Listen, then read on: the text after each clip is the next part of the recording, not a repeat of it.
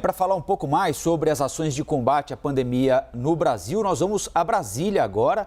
A Basília Rodrigues, nossa analista, vai conversar com o secretário executivo do Ministério da Saúde, Rodrigo Cruz. Secretário, obrigado pela entrevista para a CNN. Basília, bem-vinda ao Novo Dia, por favor.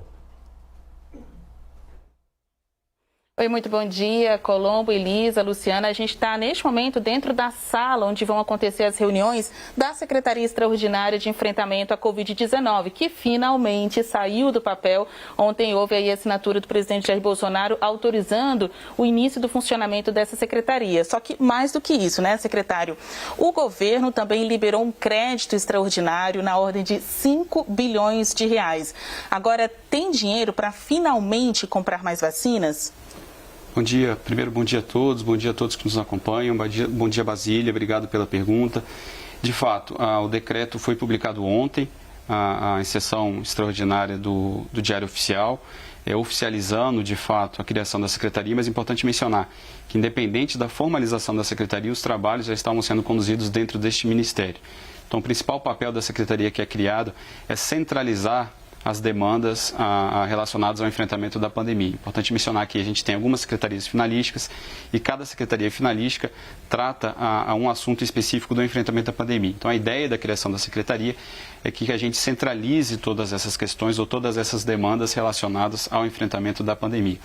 É importante mencionar que foi oficializado ontem, mas independente da oficialização, da formalização da criação da secretaria com o decreto que foi publicado ontem no final do dia, os trabalhos já estavam sendo conduzidos aqui dentro do Ministério da Saúde. Basília, como você lembrou, de fato ontem foi publicado também uma medida provisória que possibilita a assinatura do contrato para aquisição de 100 milhões de doses adicionais do laboratório Pfizer. Então esse contrato já foi assinado pelo Ministério da Saúde, a gente está aguardando a contraparte Pfizer assinar esse contrato, expectativa que isso seja assinado hoje. A contraparte que assina está na Bélgica, então é só uma questão de fuso horário. Em breve a gente terá esse contrato assinado que formaliza mais 100 milhões de doses do imunizante Pfizer, né? Então é importante dizer que a gente já tinha contratado 100 milhões de doses, Basília, e estamos aqui agora adicionando essa nossa parceria com o laboratório Pfizer e expandindo para 200 milhões de doses, né? Então acho que uma próxima pergunta é quando esse imunizante chega. Importante mencionar que as primeiras 100 milhões de doses já estão em execução. Recebemos em abril 1 milhão de doses. Em maio, estamos recebendo os carregamentos semanais da ordem de 630 mil doses por semana, o que totalizam um total de 2,5 milhões de doses no mês, e há uma expectativa de junho de receber 12 milhões de doses desse imunizante. E aí com entregas mensais até setembro, onde a gente encerraria esse primeiro contrato e iniciaríamos o segundo contrato com essas 100 milhões de doses a serem entregues todas ainda em 2021.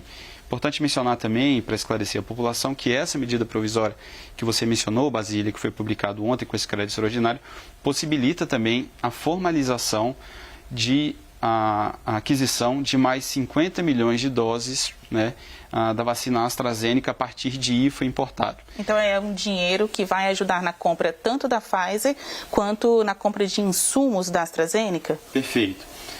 Como a gente já tinha divulgado, a gente tem aí pactuado hoje 530 milhões de doses, mais essas 100 milhões de doses adicionais da Pfizer, a gente está indo para esse número adicional, e faltava a gente ainda algumas burocracias para formalizar a contratação de 100 milhões de doses extras da vacina AstraZeneca, né? Então, importante mencionar que esse crédito extraordinário ele possibilita a compra de mais 50 milhões de IFA para 50 milhões de doses que serão produzidas a partir de IFA importado, e os outros 50, 60 milhões de doses que estavam previstos já no nosso cronograma vão ser feitos a partir de produção própria da Fiocruz, que já recebeu autorização por parte da Anvisa para a fabricação dessas vacinas em território nacional.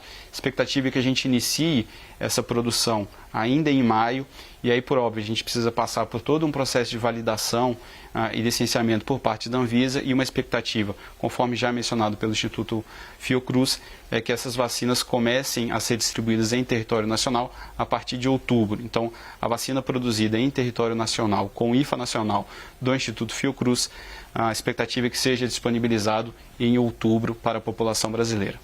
Secretário, essa atual gestão, né, tem quase 2 meses. É o ministro Marcelo Queiroga, tendo o senhor Rodrigo Cruz como o segundo da pasta, né? O segundo cargo mais importante do Ministério da Saúde. Só que vocês também receberam alguns abacaxis, digamos assim, das gestões passadas para poder descascar. Por exemplo, poder orientar as pessoas, seja idosos, mulheres grávidas, pessoas com comorbidades, sobre a utilização da vacina. E um outro ponto também sobre o uso da cloroquina. Como que vocês têm lidado com esses assuntos polêmicos aqui dentro da pasta? Na CPI da pandemia, por exemplo, o uso da hidroxicloroquina tem sido um assunto muito perguntado, fruto de polêmicas do governo, já que é um medicamento que não é cientificamente comprovado. Houve liberação de hidroxicloroquina dentro dessa atual gestão? Importante mencionar, Basília, obrigado pelo questionamento, que ao chegar no Ministério, o ministro fez questão de reforçar todas as medidas não farmacológicas, né? Então, um incentivo ao uso de máscaras, um incentivo à constante higienização das mãos, um incentivo a manter um distanciamento físico entre as pessoas, para que a gente tenha a possibilidade de evitar a transmissão do vírus, né? É importante mencionar que a vacinação, de fato, é muito importante, é a nossa principal atribuição, é a nossa principal tarefa, nossa principal missão nos primeiros dias de trabalho, mas ainda que a gente avance na vacinação, é extremamente importante que essas medidas continuem sendo utilizadas não só pelos servidores do Ministério da Saúde, não só pelos servidores públicos, mas também pela população de uma forma geral. Importante mencionar que a gente já está num cenário de platô / arrefecimento da curva, né? A gente observa isso nos dados de contaminação e nos dados de óbito, mas isso não faz com que a gente relaxe com essas medidas não farmacológicas. Então, importante mencionar que essas medidas elas devem continuar e essa acho que é uma bandeira forte do ministro Marcelo Queiroga. Com relação aos medicamentos que são utilizados para o combate ao enfrentamento da pandemia, é importante mencionar que existe uma comissão, o ministro colocou isso sempre que questionado, essa comissão ela se chama CONITEC, e ela é responsável por incorporar e validar procedimentos na rede SUS.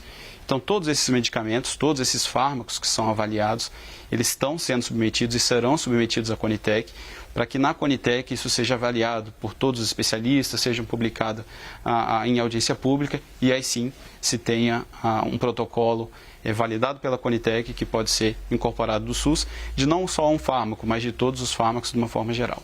Mas então não teve a distribuição de hidroxicloroquina pela pasta para combater o coronavírus? Não que seja de nosso conhecimento.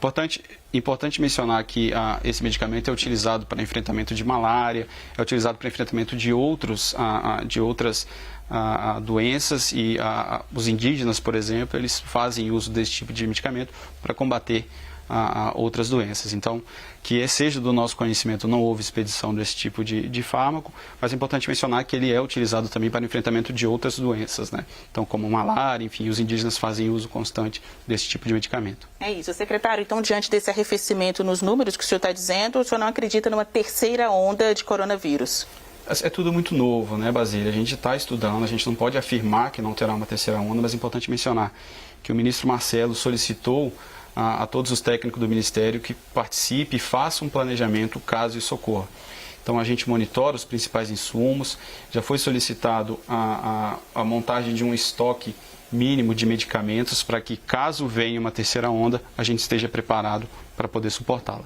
Perfeito. É isso. A gente ouviu então o secretário executivo do Ministério da Saúde, Rodrigo Cruz. Obrigado, Basília. Obrigado ao secretário também. Obrigada, secretário.